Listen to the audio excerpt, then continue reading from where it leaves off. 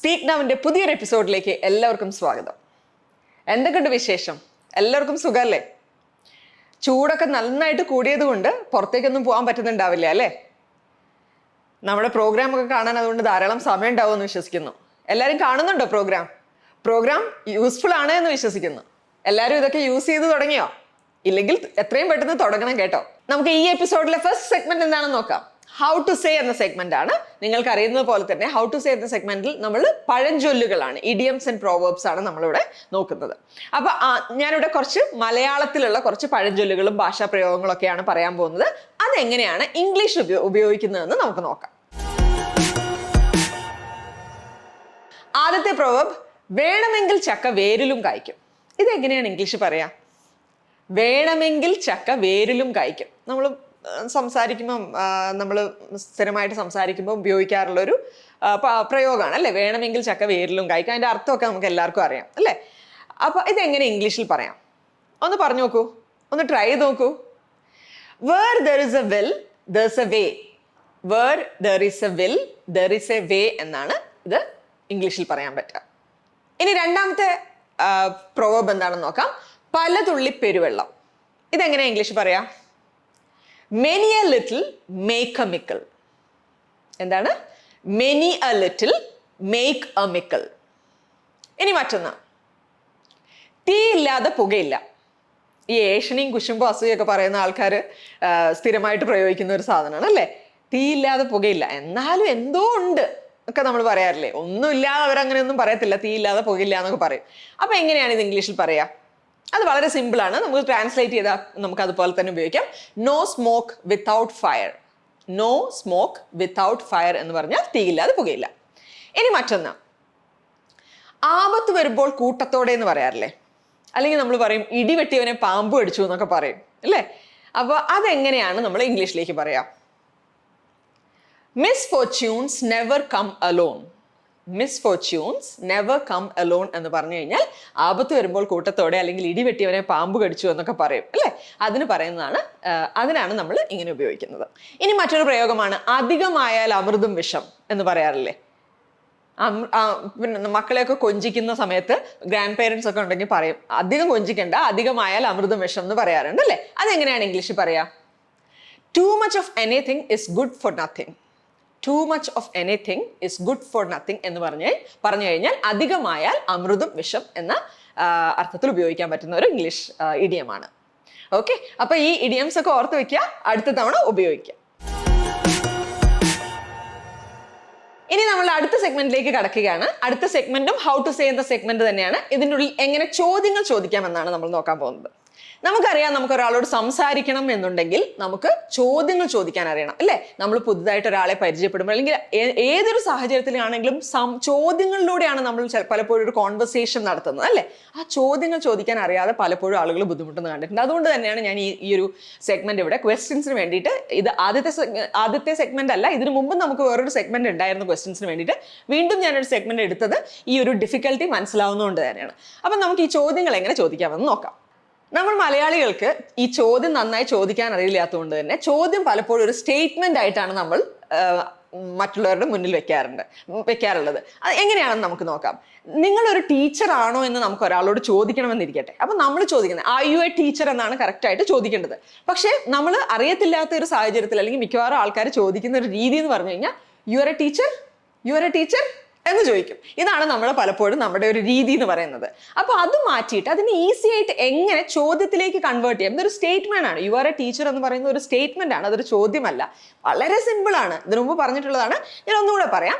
നമുക്ക് രണ്ട് രീതിയിലാണ് ക്വസ്റ്റ്യൻസ് ചോദിക്കാൻ പറ്റുന്നത്. ഒന്ന് എസ് ഓർ നോ ക്വസ്റ്റ്യൻസ് ഉണ്ട്, ഒന്ന് WH ക്വസ്റ്റ്യൻസ് ഉണ്ട് എന്ന് ഞാൻ നേരത്തെ പറഞ്ഞിട്ടുണ്ട്. അപ്പോൾ ഇവിടെ നമ്മൾ WH ക്വസ്റ്റ്യൻസ് ആണ് നോക്കാൻ പോകുന്നത് എങ്കിൽ കൂടെ ഞാനിപ്പം നേരത്തെ ആർ യു എ ടീച്ചർ എന്ന് പറഞ്ഞതുകൊണ്ട് അത് എസ് ഓർ നോ ക്വസ്റ്റ്യൻ എങ്ങനെയാണ് ചോദിക്കുന്നത് എന്നും കൂടി പറയാം. അതായത് ആർ യു എ ടീച്ചർ, അപ്പൊ ആർ യു എ ടീച്ചർ, ഈ ആർ എന്ന് പറയുന്നത് ഓക്സിലറി വേർബാണ്. അതിനെ എടുത്ത് ആദ്യം വെച്ച് കഴിഞ്ഞാൽ ചോദ്യം വളരെ ക്ലിയർ ആണ്. യു ആർ എ ടീച്ചർ എന്നാണ് ചോദിക്കുന്നത്. സ്റ്റേറ്റ്മെന്റ് പലപ്പോഴും നമ്മൾ അറിയത്തില്ലാത്തതുകൊണ്ട് അതിന് പകരം നമുക്ക് ആ ആറിനെ എടുത്ത് മുന്നിൽ വെച്ചിട്ട് ആറ് വെച്ച് തുടങ്ങി കഴിഞ്ഞു കഴിഞ്ഞാൽ എളുപ്പമായിരിക്കും. Are you a teacher, are you a teacher എന്ന് ചോദിച്ചാൽ നിങ്ങളൊരു ടീച്ചർ ആണോ എന്നാണ് അല്ലേ? Are you a doctor, are you a tailor, are you a driver, are you IT professional, whatever, നമുക്ക് എന്ത് വേണമെങ്കിലും അതോട് കൂട്ടിച്ചേർത്ത് ചോദിക്കാൻ പറ്റുന്നു. അപ്പം നമുക്ക് ഇനി ഈ WH ക്വസ്റ്റ്യൻസിലേക്ക് വരാം. WH ക്വസ്റ്റ്യൻസ് ചോദിക്കുമ്പോഴും വളരെ സിമ്പിളാണ്. നമ്മൾ ചോദിക്കുന്ന ചോദ്യം പലപ്പോഴും സ്റ്റേറ്റ്മെന്റുകളാണ് നമ്മൾ ചോദിക്കുന്നത്, നമുക്കത് അറിയില്ലാത്തതുകൊണ്ടാണ്. അപ്പം ആ സ്റ്റേറ്റ്മെന്റിന് പകരം എങ്ങനെ ക്വസ്റ്റ്യൻ ഉണ്ടാക്കാമെന്നാണ് നമ്മളിവിടെ നോക്കാൻ പോകുന്നത്. ഫസ്റ്റ് ക്വസ്റ്റ്യൻ നോക്കാം. When are you living? When are you leaving എന്ന് വെച്ചാൽ നീ എപ്പോഴാണ് പോകുന്നത്, എങ്ങോട്ടൊക്കെ പോവുകയാണ്, വെൻ നീ എപ്പോഴാണ് പോകുന്നത്, മേ ബി നാട്ടിലേക്ക് പോകുന്നതായിരിക്കും. എങ്ങോട്ടാ? വെൻ ആർ യു ലീവിങ് എന്ന് ചോദിച്ചു കഴിഞ്ഞാൽ നീ എപ്പോഴാണ് പോകുന്നത്, അല്ലേ? അപ്പൊ നോക്കൂ, ആ വെൻ എന്ന് പറയുന്ന ക്വസ്റ്റ്യൻ വേർഡ് ആണത്. അപ്പൊ which, when, where, why, what എന്നൊക്കെ ഹൗ ഒക്കെ ക്വസ്റ്റ്യൻ വേർഡ്സ് തന്നെയാണ്. ഈ ക്വസ്റ്റ്യൻ വേർഡ്സിനെ നമ്മൾ ആദ്യം എടുത്ത് ക്വസ്റ്റ്യൻ വേർഡ്സ് വെച്ചിട്ടാണ് നമ്മളൊരു ക്വസ്റ്റ്യൻ ചോദിക്കുക. അപ്പോൾ നമ്മുടെ ക്വസ്റ്റ്യൻ കറക്റ്റ് ആവും. അല്ലാതെ അത് ക്വസ്റ്റ്യൻസ് കറക്റ്റ് ആവില്ല, മറ്റതെല്ലാം സ്റ്റേറ്റ്മെന്റ്സ് ആയി മാറുകയുള്ളൂ. ഇനി രണ്ടാമത്തെ ചോദ്യത്തിലേക്ക് കിടക്കാം. അവർ എവിടെയാണ് താമസിക്കുന്നത്? അവർ എവിടെയാണ് താമസിക്കുന്നത്? ഇതാണ് നമുക്ക് ചോദിക്കേണ്ടത്. ഇതെങ്ങനെയാണ് ഇംഗ്ലീഷിൽ ചോദിക്കാൻ പറ്റുക? അവർ എന്നാണ് മലയാളത്തിൽ പറയുമ്പോൾ ആദ്യം വരുന്നത് അവർ എന്നാണ്. പക്ഷേ നമ്മൾ ഇംഗ്ലീഷിൽ പറയുമ്പോൾ നമുക്ക് ക്വസ്റ്റ്യൻ വേർഡിനെ ആദ്യം കൊണ്ട് വെക്കാൻ ശ്രമിക്കും. അപ്പം നമ്മുടെ ക്വസ്റ്റ്യൻസ് കറക്റ്റ് ആവും. അപ്പോൾ ഇവിടെ നമുക്ക് ഉപയോഗിക്കാൻ പറ്റുന്ന വേർ, എവിടെ, അല്ലേ? വേർ ഡു ദ ലിവ് എന്ന് ചോദിച്ചു കഴിഞ്ഞാൽ അവർ എവിടെയാണ് താമസിക്കുന്നത് എന്നാണ്. ഇനി മറ്റൊരു ചോദ്യം. നീ എന്താ എന്നെ വിളിക്കാതിരുന്നത്? നീ എന്താണ് എന്നെ വിളിക്കാതിരുന്നത്? ഇതെങ്ങനെയാണ് ഇംഗ്ലീഷിൽ ചോദിക്കുക? നീ എന്താണ് എന്നെ വിളിക്കാതിരുന്നത്? അപ്പം നമുക്ക് നീ ആണ് ഇവിടെ തുടങ്ങുന്നതെങ്കിൽ നമ്മൾ ഇവിടെ ഇംഗ്ലീഷിൽ ചോദിക്കുമ്പോൾ ഒരു ക്വസ്റ്റ്യൻ ചോദിക്കുകയാണ്. അപ്പോൾ അത് WH ക്വസ്റ്റ്യൻ ആണ്. അതുകൊണ്ട് തന്നെ നമ്മൾ ആ WH ക്വസ്റ്റ്യൻ വേർഡിനെ നമ്മൾ ആദ്യം പ്ലേസ് ചെയ്യുന്നു. അത് കഴിഞ്ഞിട്ട് why didn't you call me? Why didn't you call me? നീ എന്തുകൊണ്ടാണ് എന്നെ വിളിക്കാതിരുന്നത് എന്ന് ചോദിക്കാം.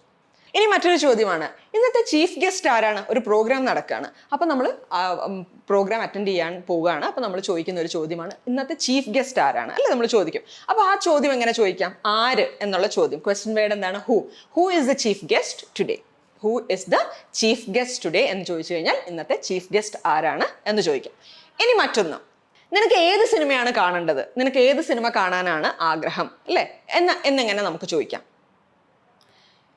വിച്ച്, ഏത് എന്നുള്ളതിന് നമ്മൾ ഉപയോഗിക്കുന്ന ക്വസ്റ്റ്യൻ വേർഡ് ആണ് വിച്ച്, അല്ലേ? അപ്പൊ which movie do you want to watch എന്ന് ചോദിച്ചു കഴിഞ്ഞാൽ നിനക്ക് ഏത് സിനിമ കാണാനാണ് താല്പര്യം, അല്ലെങ്കിൽ നിനക്ക് ഏത് സിനിമയാണ് കാണേണ്ടത് എന്നാണ് അതിൻ്റെ അർത്ഥം. ഇനി മറ്റൊരു ചോദ്യം, നീ ആരുടെ കാറാണ് ബോറോ ചെയ്തിരിക്കുന്നത്? ഇത് നിന്റെ കാറല്ല എന്ന് എനിക്കറിയാം, നീ ആരുടെ കാർ എടുത്തിട്ടാണ് വന്നിരിക്കുന്നത്, ആരുടെ കാറാണ് ബോറോ ചെയ്തിരിക്കുന്നത് എന്ന് എങ്ങനെയാണ് ചോദിക്കുന്നത്? Whose car did you borrow? Whose car did you borrow? ആരുടെ എന്നുള്ളതിന് ഹൂസ് എന്ന് ഉപയോഗിച്ചു. ആ ഹൂസ് എന്ന് പറയുന്ന ക്വസ്റ്റ്യൻ വേർഡിനെ നമ്മൾ ആദ്യം പ്ലേസ് ചെയ്തിട്ട് നമ്മൾ ഈ ക്വസ്റ്റ്യൻ ഉണ്ടാക്കുന്നു. അപ്പം നമ്മൾ ക്വസ്റ്റ്യൻ കൺസ്ട്രക്ഷൻ കറക്റ്റ് ആവുന്നു. ഇനി മറ്റൊന്ന്, നിനക്ക് എത്ര സിസ്റ്റേഴ്സ് ഉണ്ട്? നിനക്ക് എത്ര സിസ്റ്റേഴ്സ് ഉണ്ട് എന്നെങ്ങനെയാണ് നമ്മൾ ചോദിക്കുക? എത്ര എന്ന് വരുമ്പോൾ നമ്മൾ എങ്ങനെയാണ് എത്ര എന്ന് പറയാൻ ഹൗ മെനി എന്നാണ് നമ്മൾ യൂസ് ചെയ്യുന്നത്. അപ്പോൾ how many sisters do you have എന്ന് ചോദിച്ചു കഴിഞ്ഞാൽ നിനക്ക് എത്ര സിസ്റ്റേഴ്സ് ഉണ്ട് എന്നാണ്. ഇനി മറ്റൊന്ന്, ഫിലിം കണ്ടിട്ട് തിരിച്ചു വരുന്ന ഒരാളോട് എങ്ങനെ ഉണ്ടായിരുന്നു സിനിമ എന്ന് നമ്മൾ ചോദിക്കും, അല്ലേ? എങ്ങനെ ഉണ്ടായിരുന്നു സിനിമ എന്ന് ചോദിക്കുമ്പോൾ നമ്മൾ ആ ചോദ്യം എങ്ങനെയാണ് നമുക്ക് ചോദിക്കാൻ പറ്റുക? How was the film? Very simple, അല്ലേ? How was the film? എങ്ങനെ ഉണ്ടായിരുന്നു സിനിമ എന്ന്. How was the film. ഇനി മറ്റൊന്ന്, കുറച്ചുകൂടെ കോഫി തരട്ടെ എന്ന് ചോദിക്കുന്നത് എങ്ങനെയാണ്? കോഫി കുടിച്ചുകൊണ്ടിരിക്കുകയാണ്, രണ്ടുപേരും കോഫി കുടിച്ചുകൊണ്ടിരിക്കുകയാണ്. അപ്പോൾ ചോദിക്കുകയാണ് കുറച്ചുകൂടെ കോഫി ഒഴിക്കട്ടെ എന്ന് ചോദിക്കുന്നതിന് എങ്ങനെ ചോദിക്കാം? How about some more coffee? How about some more coffee എന്ന് ചോദിച്ചു കഴിഞ്ഞാൽ കുറച്ചുകൂടെ കാപ്പി ഒഴിക്കട്ടെ എന്നാണ്. കുറച്ചുകൂടെ കാപ്പി കുടിക്കാൻ താല്പര്യമുണ്ടോ, തരട്ടെ എന്നൊക്കെയാണ് അതിൻ്റെ അർത്ഥം. അപ്പം ഞാൻ ഒന്നും കൂടെ പറയാം, ഈ ക്വസ്റ്റ്യൻസ് ഉണ്ടാക്കുക എന്ന് പറയുന്നത് ഒരു ബുദ്ധിമുട്ടുള്ള കാര്യമല്ല. നിങ്ങൾ വളരെ കൃത്യമായിട്ട് ഈ ക്വസ്റ്റ്യൻ വേർഡ്സിനെ ആദ്യം ഉപയോഗിച്ചാൽ നമുക്ക് ക്വസ്റ്റ്യൻസ് കൃത്യമായിട്ട് ഉണ്ടാക്കാം. അതുപോലെ തന്നെ രണ്ട് രീതിയിലുള്ള ക്വസ്റ്റ്യൻസ് ആണ് ഉള്ളത്. ഒന്ന് WH ക്വസ്റ്റ്യൻസും ഒന്ന് yes or no ക്വസ്റ്റ്യൻസും. ആ yes or no ക്വസ്റ്റ്യൻസ് ആണെങ്കിലും WH ക്വസ്റ്റ്യൻസ് ആണെങ്കിലും ആ വേർഡ്സ് ആണ് നമ്മൾ ആദ്യം പ്ലേസ് ചെയ്യേണ്ടത്. അങ്ങനെ പ്ലേസ് ചെയ്തിട്ട് നമ്മൾ ചോദിച്ചു കഴിഞ്ഞാൽ ചോദ്യത്തിന്റെ സ്ട്രക്ചർ വളരെ കറക്റ്റ് ആയിരിക്കും, വളരെ കൃത്യമായിരിക്കും. അപ്പം ഇനി മുതൽ ഈ ചോദ്യത്തിന് പകരം സ്റ്റേറ്റ്മെന്റ് വേണ്ട, ചോദ്യം തന്നെ നമുക്ക് ചോദിക്കാം. ഇനി നമുക്ക് അടുത്ത സെഗ്മെന്റിലേക്ക് കടക്കാം. ഇതും ഹൗ ടു സേ എന്ന സെഗ്മെന്റ് ആണ്. നമുക്കറിയാം, നമ്മൾ ഒരാളെ ആദ്യമായിട്ട് കാണുമ്പോൾ, ആദ്യമായിട്ടെന്ന് പറയുമ്പോൾ നമുക്ക് പരിചയമുള്ള ഒരാളായിരിക്കും. കുറച്ച് ദിവസത്തിന് ശേഷമോ അല്ലെങ്കിൽ ഒരാഴ്ചയ്ക്കോ കുറച്ച് കാലത്തിന് ശേഷമോ ഒക്കെ കാണുമ്പോൾ നമ്മൾ ആദ്യം അവരോട് ചോദിക്കുന്ന ഒരു ചോദ്യമുണ്ട്, എന്തൊക്കെ ഉണ്ടായിരുന്നു വിശേഷം, അല്ലേ? അതാണ് നമ്മൾ മലയാളത്തിൽ ചോദിക്കുക. എന്തൊക്കെ ഉണ്ടായിരുന്നു, എവിടെയായിരുന്നു എന്നൊക്കെ നമ്മൾ ചോദിക്കും അല്ലേ. അപ്പോൾ ഇംഗ്ലീഷിൽ നമ്മൾ അത് സ്ഥിരമായിട്ട് ചോദിക്കുന്ന ഒരു ചോദ്യം വെച്ചാൽ ഹൗ ആർ യു എന്നാണ്. ഹൗ ആർ യു എന്നാണ് നമ്മൾ പൊതുവെ എല്ലാവരോടും ചോദിക്കുന്നത്. കുറേ കാലത്തിന് ശേഷം അല്ലെങ്കിൽ പെട്ടെന്ന് ഒരാളെ കാണുമ്പോൾ നമ്മൾ ചോദിക്കുന്ന ഒരു ചോദ്യം അതാണ്. ഈ ഹൗ ആർ യു എന്ന് ചോദിക്കുമ്പോൾ നമ്മൾ എപ്പോഴും പറയുന്ന ഒരു മറുപടിയാണ് ഐ എം ഫൈൻ അല്ലേ. ഐ എം ഫൈൻ എന്നാണ് മോസ്റ്റ്ലി ആൾക്കാർ പറയുന്ന ഒരു കാര്യം. പക്ഷെ ഇതിന് തന്നെ ഒത്തിരി വേറെ പല രീതിയിൽ നമുക്ക് ഉത്തരം പറയാം. ഈ ഫൈൻ എന്ന് പറയുമ്പോൾ നമുക്ക് മടുത്തില്ലേ, നമുക്ക് എല്ലാ ദിവസവും അങ്ങനെ തന്നെ പറഞ്ഞു കഴിഞ്ഞാൽ ബോറടിക്കും അല്ലേ. അപ്പോൾ ചില ആൾക്കാരാണെങ്കിൽ എല്ലാ ദിവസവും കാണുമ്പോൾ ചോദിക്കും how are U, how are U എല്ലാ, പ്രത്യേകിച്ച് നമ്മൾ അതർ നാഷണാലിറ്റീസ് ഒക്കെ ആണെങ്കിൽ അവരെപ്പോൾ കണ്ടാലും ചോദിക്കും ഹൗ ആർ യു എന്ന് ചോദിക്കുന്ന ആൾക്കാരുണ്ട്. അപ്പോൾ എല്ലാ ദിവസവും അവരോട് ഈ ഐ എം ഫൈൻ എന്ന് പറഞ്ഞു കഴിഞ്ഞാൽ ഭയങ്കരമായിട്ട് ബോറടിക്കും. മറ്റേതൊക്കെ രീതിയിൽ നമുക്ക് ഈ ഐ എം ഫൈൻ എന്ന് പറയാം എന്ന് നോക്കാം. അപ്പോൾ ഹൗ ആർ യു എന്ന് നിങ്ങളോട് ഒരാളോട് ചോദിക്കുകയാണെങ്കിൽ നമുക്ക് പറയാൻ പറ്റുന്ന ഒരു ആൻസർ ആണ് I am fine thanks, how about you എന്ന് ചോദിക്കാം. ഇനി മറ്റൊന്ന്, ഹൗ ആർ യു എന്ന് മറ്റൊരാൾ ചോദിച്ചു, അപ്പം നിങ്ങൾക്ക് പറയാം I am good thanks and you എന്ന് ചോദിക്കാം. ഇനി മറ്റൊന്ന് I am great, I am doing good എന്നൊക്കെ പറയാം നമുക്ക് വാട്ട് അബൌട്ട് യു എന്ന് ചോദിക്കാം അല്ലേ. ഇനി മറ്റൊന്ന് ഹൗ ആർ യു എന്ന് വേറൊരു അവസരത്തിൽ ചോദിക്കുകയാണെങ്കിൽ not bad, how are you എന്ന് ചോദിക്കാം എന്ന് നമുക്ക് പറയാം. ഇനി മറ്റൊരു സാഹചര്യത്തിൽ നമുക്ക് പറയാം I am doing well and you എന്ന് ചോദിക്കാം. മറ്റൊന്ന് ഗുഡ്, ഹൗ അബൌട്ട് യു അല്ലേ, നമ്മൾ സ്ഥിരമായിട്ട് ചോദിക്കുന്ന ഒരു കാര്യമാണ്. അപ്പം നമുക്ക് ഉപയോഗിക്കാൻ പറ്റുന്നത് ഐ എം ഫൈനിന് പകരം ഐ എം ഗുഡ് എന്ന് പറയാം, ഐ എം ഗ്രേറ്റ് എന്ന് പറയാം, ഐ എം ഡൂയിങ് വെൽ എന്ന് പറയാം അല്ലേ. ഐ എം ഫെൻറ്റാസ്റ്റിക് എന്ന് ചിലപ്പം പറയും, ഫെൻറ്റാബുലസ് എന്നൊക്കെ ആൾക്കാർ പറയാറുണ്ട്. അപ്പം അത്തരത്തിൽ ഇത് ബോറടിക്കാതിരിക്കാൻ മാറ്റി മാറ്റി പറയുന്നതായിരിക്കും നല്ലത്. ഇനി മറ്റൊന്ന്, പ്രത്യേകിച്ച് ഒന്നുമില്ല എന്ന് നമ്മൾ എങ്ങനെയാണ് പറയുക? അങ്ങനെ പറയുകയാണെന്നുണ്ടെങ്കിൽ ദ യൂഷ്വൽ എന്ന് പറഞ്ഞു കഴിഞ്ഞാൽ പ്രത്യേകിച്ചൊന്നുമില്ല, അവിടുത്തെ പോലെ ഇവിടെ എന്നൊക്കെ പറയില്ലേ, അതുപോലെ നമുക്ക് പറയാൻ പറ്റുന്ന ഒന്നാണ് ദ യൂഷ്വൽ. പ്രത്യേകിച്ചൊന്നുമില്ല, പുതുമയൊന്നുമില്ല എന്ന് പറയാൻ വേണ്ടിയിട്ട് അങ്ങനെ പോകണു എന്നൊക്കെ പറയാൻ വേണ്ടിയിട്ട് ഉപയോഗിക്കുന്ന ഒരു സാധനമാണ് ദ യൂഷ്വൽ. അപ്പം ഇനി മുതൽ ആരെങ്കിലും നിങ്ങളോട് ഹൗ ആർ യു എന്ന് ചോദിച്ചു കഴിഞ്ഞാൽ ഐ എം ഫൈൻ എന്ന് മാത്രം പറയേണ്ട, മാറ്റി മാറ്റി എന്ന് പറയാൻ ശ്രമിക്കും. ഇനി നമുക്ക് അടുത്ത സെഗ്മെന്റിലേക്ക് കടക്കാം. ഇത് വേർഡ് ഹണ്ട് എന്ന സെഗ്മെന്റ് ആണ്. ഈ വേർഡ് ഹണ്ട് എന്ന സെഗ്മെന്റ് എന്താണെന്ന് നിങ്ങൾക്ക് എല്ലാവർക്കും അറിയാമല്ലോ അല്ലേ. വൊക്കാബുലറി ആണ്. വൊക്കാബുലറിയുടെ ഇമ്പോർട്ടൻസ് അറിയാമല്ലോ. വൊക്കാബുലറി ഇല്ലാതെ നമുക്ക് സംസാരിക്കാൻ കഴിയില്ല. അതായത് നമുക്ക് ഫ്ലുവൻ്റ് ആയിട്ട് സംസാരിക്കണമെങ്കിൽ ധാരാളം വൊക്കാബുലറി ആവശ്യമാണ് അല്ലേ.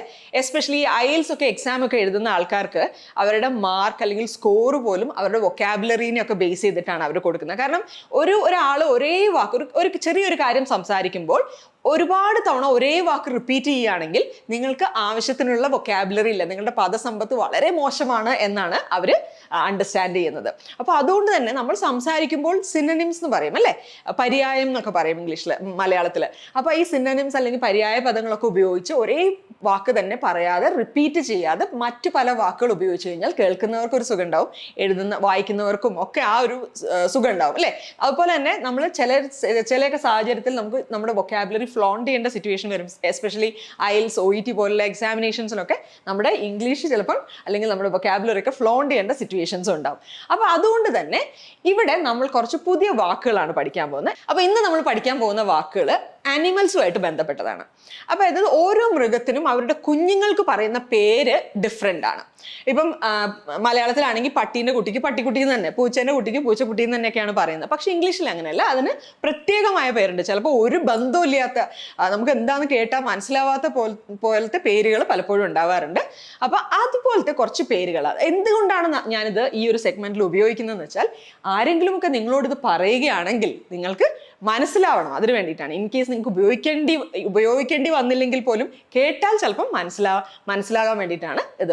അത് മാത്രമല്ല, കഴിഞ്ഞ ദിവസം പത്രങ്ങളിൽ വലിയൊരു മണ്ടത്തരം ഉണ്ടായി. ഈ കാംഗുറുവിൻ്റെ കുട്ടിക്ക് പറയുന്ന പേര്, ഇംഗ്ലീഷിൽ പറയുന്ന പേര് ജോയ് എന്നാണ്. അപ്പം മലയാളം പത്രങ്ങളിൽ വന്ന ഒരു വാർത്തയിൽ ഈ ജോയ് എന്ന് പറയുന്ന ഒരു കാംഗുറു കുട്ടി എന്നാണ് പത്രത്തിൽ അടിച്ചു വന്നത്, എന്തോ ഒരു വാർത്തയിൽ വന്നതാണ്. അപ്പൊ അവർക്ക് അറിയില്ല ഈ ജോയ് എന്ന് പറയുന്നത് കാംഗുറുവിന്റെ കുഞ്ഞിന് പറയുന്ന പേരാണ് ജോയ് എന്നറിയില്ല. അവർ വിചാരിച്ചു കാംഗുറുവിന്റെ കുഞ്ഞിന് അവരിട്ട പേരാണ് ജോയ് എന്ന് വിചാരിച്ചിട്ട് പത്രക്കാർ വാർത്ത എഴുതിയപ്പോൾ അങ്ങനെ തന്നെ എഴുതി വെച്ചിട്ടുണ്ടായിരുന്നു. അത് വലിയ ആൾക്കാർ ഭയങ്കരമായിട്ട് ട്രോൾ ചെയ്യപ്പെട്ടു. ഭയങ്കര തമാശയായിട്ട് ഫേസ്ബുക്കിലും സോഷ്യൽ മീഡിയയിലൊക്കെ വളരെയധികം നാളുകൾ അതിങ്ങനെ അവരെ കളിയാക്കാൻ വേണ്ടിയിട്ട് ഉപയോഗിച്ചുകൊണ്ടിരുന്ന ഒരു സാധനമാണ്. അപ്പോൾ അത്തരത്തിലുള്ള മണ്ടത്തരങ്ങളൊക്കെ പറ്റാതിരിക്കാനും കൂടെ നിങ്ങളെ ഇത് ഹെൽപ്പ് ചെയ്യും. അപ്പോൾ നമുക്ക് ആദ്യത്തെ വേർഡിലേക്ക് പോവാം. കോഴീൻ്റെ കുട്ടിക്ക് ചിക്കൻ എന്താ പറയുക? ചിക്കൻ തന്നെയാണ് പറയുക. ഡോഗിൻ്റെ കുഞ്ഞിന് പപ്പി എന്ന് പറയും അല്ലേ. ക്യാറ്റ് കിറ്റൺ, ഇതൊക്കെ അറിയുന്നതാണ്, എന്നാൽ കൂടെ ഞാൻ പറയാണ്. ഇനി ഷീപ്പ്, ഷീപ്പിന് നമ്മൾ ലാംബ് എന്നാണ് അതിൻ്റെ കുഞ്ഞിന് പറയുന്നത്, കുട്ടിക്ക് പറയുന്നതാണ് ലാംബ് എന്ന്. ഇനി സീബ്രയുടെ കുഞ്ഞിന് പറയുന്ന പേരാണ് ഫോൾ. മാന്, ഡേറിൻ്റെ കുട്ടിക്ക് പറയുന്ന പേരാണ് fawn. Pig, piglet. Rabbit, bunny. Frog, tadpole. ഈ വാലുമാക്രിയില്ലേ, അതാണ് സാധനം, tadpole. Butterfly, caterpillar. Horse, foal. Cow, calf. Donkey, colt. Kangaroo, joey. അപ്പോൾ ഇത് നമ്മൾ ഉപയോഗിച്ചിട്ടില്ലെങ്കിൽ പോലും ആരെങ്കിലും പറയുമ്പോൾ അത് മനസ്സിലാക്കാനും ഇതുപോലെ പത്രക്കാരൊക്കെ മണ്ടത്തരങ്ങൾ എഴുതി വെച്ച് കഴിഞ്ഞാൽ അത് നമുക്ക് തിരിച്ചറിയാനും കൂടെ വേണ്ടിയിട്ട് ഈ ഒരു സെഗ്മെന്റ്, ഈ ഒരു വാക്കുകൾ പഠിച്ചു വെച്ചിരിക്കുന്നത് നന്നായിരിക്കും എന്ന് എനിക്ക് തോന്നുന്നു. ഇനി ഈ എപ്പിസോഡിൽ ഏറ്റവും ഇൻട്രസ്റ്റിംഗ് ആയിട്ടുള്ള സെഗ്മെന്റിലേക്ക് നമ്മൾ കടക്കുകയാണ്, ആക്ടിവിറ്റി സെഗ്മെന്റ്. കഴിഞ്ഞ ആഴ്ചത്തെ ചോദ്യം എന്തായിരുന്നു എന്ന് ഓർമ്മയുണ്ടോ? ചോദ്യം ഇതാണ്, ചളി അടിക്കുക എന്ന് പറയുന്നത് എങ്ങനെയാണ് പറയാ? ഉത്തരം കിട്ടിയോ? ചളി അടിക്കുക എന്ന് പറയുന്നതിന് ബ്ലാഗ് എന്നാണ് പറയാ, ബ്ലാഗ്. അപ്പൊ അതെങ്ങനെ ഒരു സെന്റൻസിൽ പറയാം? Please don't blag, I am not in a mood. അല്ലേ, നമ്മൾ പറയും ചളി അടിക്കല്ലേ, ഞാൻ ആ ഒരു മൂഡിലല്ല എന്ന് നമ്മൾ പലപ്പോഴും ആൾക്കാരോട് പറയാറുണ്ട്. എനിക്ക് ചളിയൊന്നും കേൾക്കാൻ വയ്യ, അല്ലേ, വളിപ്പ് തമാശ എന്ന് പറഞ്ഞുകൊണ്ട് എൻ്റെ അടുത്ത് വരരുതേ, ഞാൻ ആ മൂഡിലല്ല, ഐ എം വെരി സീരിയസ്, ഞാൻ വർക്ക് ചെയ്തുകൊണ്ടിരിക്കുകയാണെന്നൊക്കെ പറയാം, അല്ലേ, നമ്മൾ ഓടിച്ചുവിടും ചില ആൾക്കാർ. അപ്പോൾ അത് അങ്ങനെയാണ്. ചളി അടിക്കുക എന്ന് പറഞ്ഞു കഴിഞ്ഞാൽ ബ്ലാഗ് എന്നാണ്. മറക്കണ്ട, ഇനി ആരെങ്കിലും അടുത്ത തവണ ചളി അടിക്കാൻ വരികയാണെങ്കിൽ ഉടനെ തന്നെ ഇതൊക്കെ പറഞ്ഞ് അവർ ഞെട്ടിച്ചേക്ക്, അവർ ഓടിപ്പോയിക്കോളും. ഇനി ഈ ആഴ്ചത്തെ ആക്ടിവിറ്റി എന്താണെന്ന് നമുക്ക് നോക്കാം. ചിലപ്പോൾ നമ്മൾ പറയാറില്ലേ, ഒന്നും കണ്ടില്ല കേട്ടില്ല എന്ന് വെച്ചിരിക്കുക ഞാൻ എല്ലാം അറിയുന്നൊക്കെ ഉണ്ട്, പക്ഷെ ഞാൻ ഒന്നും കണ്ടില്ല കേട്ടില്ല എന്നൊക്കെ വെച്ചിരിക്കുകയാണ്. അതിനിപ്പോൾ എന്താ നമ്മൾ പറയാ? ഞാൻ എല്ലാം അറിയുന്നുണ്ട്, മനസ്സിലാക്കുന്നുണ്ട്, പക്ഷെ ഞാൻ ആ ഭാഗത്തേക്ക് നോക്കാനേ ഇല്ല, ഒന്നിലും ഇടപെടുന്നില്ല, ഒന്നും കണ്ടില്ല കേട്ടില്ല എന്ന് വെച്ചിരിക്കുകയാണ്. ഇതെങ്ങനെയാണ് നമുക്ക് ഇംഗ്ലീഷിൽ പറയാൻ പറ്റുന്നത്? അതിനെങ്ങനെയാണ് നമുക്ക് ഒരു സെൻറ്റൻസിലോ അല്ലെങ്കിൽ ഇതിനൊരു ടേം ഉണ്ട്, ആ ടേം എന്താണ്, അത് എങ്ങനെയാണ് ഇംഗ്ലീഷിൽ ഉപയോഗിക്കാൻ പറ്റുന്നത്? അതാണ് ചോദ്യം. അപ്പം സ്പീക്ക് നൗവിൻ്റെ ഇന്നത്തെ എപ്പിസോഡിലെ എല്ലാ സെഗ്മെന്റ്സും എല്ലാവർക്കും ഇഷ്ടപ്പെട്ടു, എല്ലാവർക്കും ഉപകാരപ്രദമായി എന്ന് വിശ്വസിക്കുന്നു. ഇതെല്ലാം പഠിച്ചു വെക്കുക, മറക്കാതെ ഉപയോഗിക്കാൻ ശ്രമിക്കുക. അപ്പോൾ ഈ ആക്ടിവിറ്റീൻ്റെ ഉത്തരവുമായിട്ട് അടുത്ത എപ്പിസോഡിൽ നമുക്ക് കാണാം. Stay tuned.